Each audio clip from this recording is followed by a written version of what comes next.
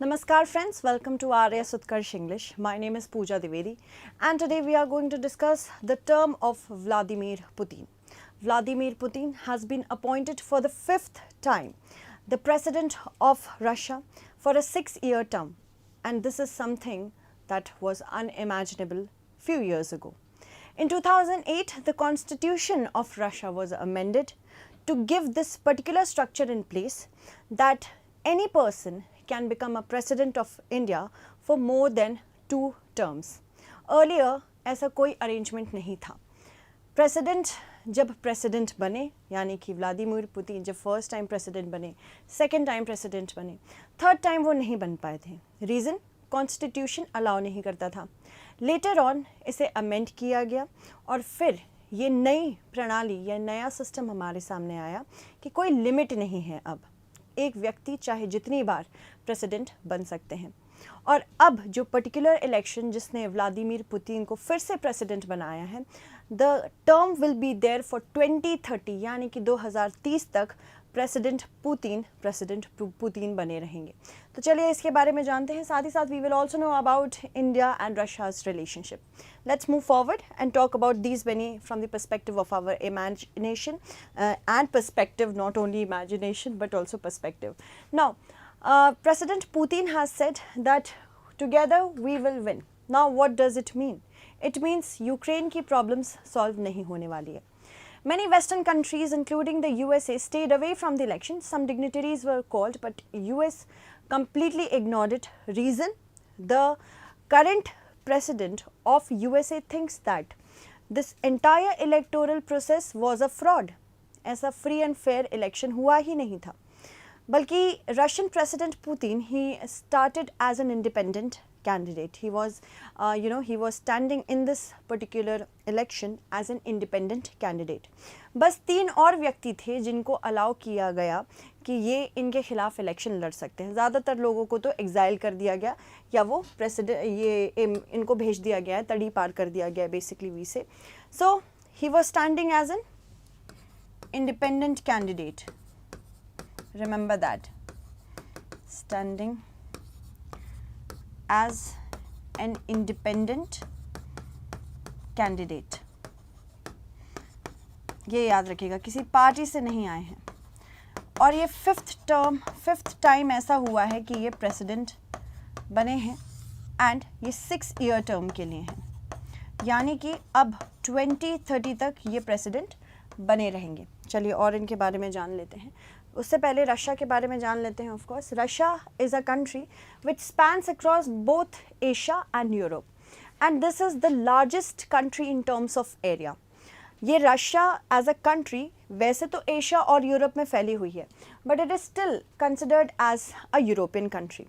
इसका इम्पॉर्टेंटली अगर आप देखेंगे, सबसे इम्पॉर्टेंट चीज़ अगर आपसे RAS में पूछी जा सकती है, that is about it's capital. It's capital is Moscow and it is situated in the European part of Russia. As you see, Russia is very large in nature and the Arctic Circle also passes through Russia. Arctic Circle इसी के through pass कर रहा है. Other important seas and islands are also situated over here, such as the Chukchi Sea, East Siberian Sea. Here is the Laptev Sea, Kara Sea, and here is the Barents Sea. Now, as you can see, this is particularly a more important area in terms of questions. जैसे Kazakhstan के साथ ये अपना border share करता है, वैसे बाकी बहुत सारी कंट्रीज़ के साथ सच एज जॉर्जिया, अर्मीनिया, यहाँ पर पूरे एरियाज़ हैं. तुर्की के साथ ये कैसे सटा हुआ है. बाकी इतना एरिया अगर आपको देखना है तो दिस यू कैन सी, ये फार ईस्ट रीजन है. फार ईस्ट रीजन में नेचुरल गैस के बहुत बड़े रिसोर्सेज हैं. इंडिया ने भी यहाँ पे इन्वेस्ट किया है अच्छा खासा. Alright, and here are the many important features such as the Ural mountains from where the Ural river flows. Here is the Caspian Sea. Here only the Volga river also flows. Volga is also one of the longest rivers in Europe. तो ये सारी चीज़ें आपके perspective से जानना ज़रूरी है, क्योंकि map based question places in news भी आता है. अभी रिसेंटली इनफैक्ट अगर मैं बात करूँ USA और इंडिया के संबंध की, प्लस उसमें रशिया का क्या कहना है. Russia has made certain allegations कि USA is trying to get involved in the elections of the Lok Sabha. It is trying to distort the elections of the Lok Sabha as set by Russia. Russia ऐसा इसलिए कह रहा है क्योंकि एक report recently आई थी जिसमें USA ने कुछ चीज़ों पर नाराज़गी जताई है इंडिया की। For example the citizenship amendment act, ये हमेशा से एक बहुत बड़ा ही काटा रहा है इंडिया और यूएसए के बीच में। सिटीजनशिप अमेंडमेंट एक्ट, इंडिया कहता है जब आप अपने सिटीजन्स को लेके इतने सारे लॉज बना सकते हैं तो हम क्यों नहीं, सॉवरेंटी मत अंडरमाइन करिए। कुछ एंटी कन्वर्जन लॉज हैं, इसके लिए भी इस रिपोर्ट ने चीज़ें कही हैं कि इंडिया में अगर कोई किसी कम्युनिटी में कन्वर्ट होना चाह रहा है, किसी रिलीजन में कन्वर्ट होना चाह रहा है, तो वो नहीं करने दे रहे हैं हम। रिलीजियस फ्रीडम के बारे में बहुत बार यूएसए ने क्वेश्चंस उठाए हैं कि यहाँ पे रिलीजियस फ्रीडम नहीं है। तो ये सारी चीज़ें इंडिया को तो वैसे ही नहीं पसंद है और रशिया कह रहा है कि ये रिपोर्ट्स ला के बार बार करंट रूलिंग गवर्नमेंट को यूएसए एंटी मुस्लिम कह रही है या फिर एंटी रिलीजन कह रही है। तो इस वजह से यूएसए साथ ही साथ रशिया और इंडिया का रिलेशनशिप इस तरह से अभी मोल्ड हो रहा है। चलिए 2024 रशियन प्रेसिडेंशियल इलेक्शंस की बात करें तो ये 15 to 17 of March 2024 को हुआ है और इसमें रशियन सेंट्रल इलेक्शन कमीशन ने सिर्फ 3 ऑपोजिशन कैंडिडेट्स को कॉन्टेस्ट करने दिया था इलेक्शन। तो क्या ये इलेक्शन फ्री एंड फेयर है, सबसे बड़ा क्वेश्चन ये है। 87.3% जो टोटल वोट्स पोल्ड थे वो Russian president, current Russian president Vladimir Putin को मिले हैं। और इससे पहले ये क्या थे, प्रेसिडेंट बनने से पहले ये क्या थे, किस तरह से इन्होंने अपनी शुरुआत की। ये एक इंटेलिजेंस ऑफिसर थे, यानी कि ये स्पाई करते थे, स्पाई ऑफिसर थे, जासूस थे। उसके बाद इन्होंने 1999 में जब प्रेसिडेंट बोरिस येल्त्सिन ने रेजिग्नेशन दिया, ये इंटरिम प्रेसिडेंट बने। 2000 में इन्होंने प्रेसिडेंशियल इलेक्शन जीता और फिर 4 ईयर टर्म के लिए, पहले 4 ईयर टर्म हुआ करता था, 4 साल का टर्म हुआ करता था, इसके प्रेसिडेंट बने रशिया के। देयर आफ्टर अगेन 2004 में इलेक्शन हुआ, फिर से री इलेक्ट हुए, 2008 तक ये प्रेसिडेंट बने रहे। फिर जब 2000, अब क्योंकि कॉन्स्टिट्यूशन में ये था कि 2 बार से ज़्यादा आप प्रेसिडेंट नहीं बन सकते, तो फिर नए प्रेसिडेंट मिले रशिया को, प्रेसिडेंट दिमित्री मेदवेदेव, और तब व्लादिमीर पुतिन को प्राइम मिनिस्टर बनाया गया। 2008 में संशोधन किया गया, ये अमेंडमेंट किया गया कॉन्स्टिट्यूशन में कि हाँ आप 2 बार से ज़्यादा प्रेसिडेंट बन सकते हैं, प्लस जो टर्म होगा प्रेसिडेंट का वो 4 साल का नहीं होगा। 2008 में ये 6 इयर्स का कर दिया गया संशोधन करके।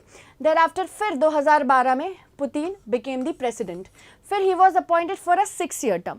There after again in 2018 he was reelected and again became the president, and now again he is re-elected.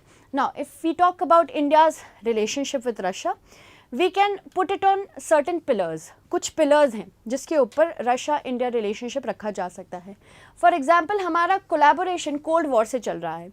1991 में जब डिसइंटीग्रेशन ऑफ सोवियत यूनियन हुआ तो उसके बाद रशिया के साथ बहुत सारी छोटी कंट्रीज़ बनी। तब इंडिया नॉन अलाइंड मूवमेंट का पार्ट था, हम किसी ब्लॉक से जुड़े नहीं थे, इसी वजह से रशिया से हमारी तब से दोस्ती है। उसके बाद इंडो सोवियत फ्रेंडशिप ट्रीटी 1971 में साइन की गई। जब बांग्लादेश लिबरेशन वॉर चल रही थी, India was being supported by Russia while Pakistan was being supported by China. पाक, चाइना एंड यूएसए, इन तीनों का एक ट्रायोलॉजी बना था। तब इंडिया की मदद सोवियत यूनियन ने यानी कि रशिया ने बहुत की थी। Declaration on the India Russia strategic partnership 2000 में ये साइन हुई, यानी कि इंडिया का रिलेशनशिप इनके साथ सिर्फ एक सेक्टर में नहीं, बहुत सारे सेक्टर्स में, स्पेसिफिकली डिफेंस में स्टार्ट हुआ। Special and privilege strategic partnership 2010 में इसका अपग्रेडेशन हो गया इस पार्टनरशिप का। देयर आफ्टर एनर्जी की बात करें तो रशिया के पास largest reserves of natural gas हैं, स्पेशली अगर मैं फार ईस्ट की बात करूं जहां पे इंडिया ने भी बहुत ज़्यादा इन्वेस्टमेंट किया है, तो यहाँ से हम एनर्जी के लिए इन पे डिपेंडेंट हैं। जो कुंदनकुलम न्यूक्लियर पावर प्लांट है तमिलनाडु में जो डेवलप किया जा रहा है, न्यूक्लियर एनर्जी देगा हमको तमिलनाडु से, इसको टेक्निकल असिस्टेंस से, रशिया की टेक्निकल असिस्टेंस से बनाया जा रहा है। बायलैटरल ट्रेड हम दोनों के बीच में $45 बिलियन का है। 2025 तक हमारा टारगेट है कि $30 बिलियन का होगा। साथ ही साथ दोनों कंट्रीज़ का बायलैटरल इन्वेस्टमेंट 2025 तक $50 बिलियन बनाने की कोशिश है। बैलेंसिंग की बात करें तो रशिया और चाइना का एक गुट बन चुका है। पाकिस्तान के साथ चाइना का एक गुट बना है। अब यहाँ पे हमारे पास एक डिलेमा है कि अगर हम किसी एक पर्टिकुलर कंट्री के साथ अपनी फ्रेंडशिप कुछ ज़्यादा ही रखेंगे, it can anger other countries. तो यहाँ पे बैलेंस करने के लिए हमने न्यूट्रल पॉलिसी अपनाई है। हमने अपने बायलैटरल रिलेशंस में किसी एक का से रहने नहीं दिया, जैसे यूएसए का भी से हमारे पास ज़्यादा नहीं रहता है। बस इंड्योरिंग डिफेंस टाइज, अगर हम बात करें डिफेंस टाइज की, तो यहाँ पे आप देख सकते हैं ये जो ब्लू एरिया है, मैं आपको बता दूँ सबसे ज़्यादा डिफेंस इंपोर्ट हमने रशिया से किया है 65% का, उसके बाद बाकी सारे देश हैं। और साथ ही साथ अगर बात करें सबसे ज़्यादा इंपॉर्टेंट यहाँ क्या है, ब्रह्मोस मिसाइल, जो कि ब्रह्मपुत्रा और मॉस्कवा रिवर के ऊपर बनी है। मतलब ब्रह्मपुत्रा और मॉस्कवा, ये मॉस्कवा रिवर जो रशिया की रिवर है, इन दोनों रिवर के नाम से जोड़ के हमने ब्रह्मोस मिसाइल बनाई है। ये क्रूज़ मिसाइल है, सुपरसोनिक क्रूज़ मिसाइल है, और अभी हमने रिसेंटली फिलीपींस को भी ये बेची है। ये एक जॉइंट वेंचर है, मतलब हम दोनों मिल के बनाते हैं ब्रह्मोस। वैसे अगर हम बात करें तो इसका पहला, अगर पूछा जाए आपसे आरएएस एग्जाम में कि पहला इसका यू कैन से बायर कौन है, तो फिलीपींस याद रखिएगा। फिलीपींस ने अभी हमसे ये ख़रीदा है, इंडिया ने बेचा है फिलीपींस को ब्रह्मोस मिसाइल। हमने 5.43 यूएस बिलियन डॉलर्स की S-400 ट्रायम्फ मिसाइल के लिए भी रशिया के साथ 2018 में डिफेंस डील साइन की है। रशियन टैंक्स जैसे T-72, T-90s और साथ ही साथ एयरक्राफ्ट्स मिग-21 तो वैसे हम LCA तेजस के बाद नहीं यूज़ करेंगे, सुखोई 30, मिग-29, ये सब इनसे हम खरीद रहे थे। कुछ चैलेंजेस हैं, जैसे कि जब से यूक्रेन वॉर छिड़ी है तब से इंडिया एक डिलेमा में है कि अगर हमें रशिया को हमेशा सपोर्ट करते रहना पड़ेगा तो इससे इंडिया की छवि कहीं ना कहीं ख़राब हो रही है कि India is trying to corner with somebody who is known as an aggressor. ये अग्रेसर हैं, ये दूसरी कंट्रीज़ को इन्वेट करके परेशान कर रहे हैं, बट हमने हमेशा से एक न्यूट्रल पॉलिसी अपनाई है। हम भले ही रशिया के साथ अपनी टाइम टेस्टेड फ्रेंडशिप को अबैंडन नहीं कर रहे हैं, सिमिलरली हम यूक्रेन को ह्यूमैनिटेरियन असिस्टेंस देने के लिए भी तैयार हैं। इसके बाद रशिया की क्लोजर टाइज विद चाइना जो बनते चले जा रहे हैं, इनकी एक पार्टनरशिप है जो कोई भी पर्टिकुलर सेक्टर नहीं बल्कि हर सेक्टर में जा सकती है। इवन मिलिट्री सेक्टर्स में ये एक दूसरे के साथ कोलैबोरेट कर सकते हैं। हम रशिया के साथ ऐसे रिलेशनशिप नहीं बना सकते because we follow a non aligned policy, and that is why हम अगर किसी एक ब्लॉक के साथ जुड़ जाएंगे तो हमारा नाम थोड़ा सा ख़राब हो जाएगा, हमारी पॉलिसी पर भी इम्पैक्ट आएगा। बट इस समय रशिया और चाइना की दोस्ती बहुत ज़्यादा गहरी हो रही है, जिसकी वजह से थोड़ी दिक्कतें इंडिया को देखनी पड़ रही है। और साथ ही साथ रशिया पाकिस्तान के भी बहुत क्लोज होता जा रहा है, स्पेशली अगर डिफेंस की बात करें तो। अब प्रॉब्लम यहाँ ये है, हमारी डिलेमा रशिया, चाइना और पाकिस्तान नेक्सस से है, पर फिर भी हम ये जानते हैं रशिया हमारा टाइम टेस्टेड फ्रेंड है और हमारी इनके साथ हमेशा बनी रहेगी, because there is no permanent friend और enemy in the international relations but a permanent interest. Russia has a permanent interest in us, we have a permanent interest in Russia. So I hope आपको आज का ये session अच्छा लगा हो. Make sure that you subscribe to RAS Utkarsh English. Make sure that you share this particular content and video with as many people as possible. The daily current affairs take place on a daily basis from 8:30 to 9:30 AM on RAS Utkarsh English.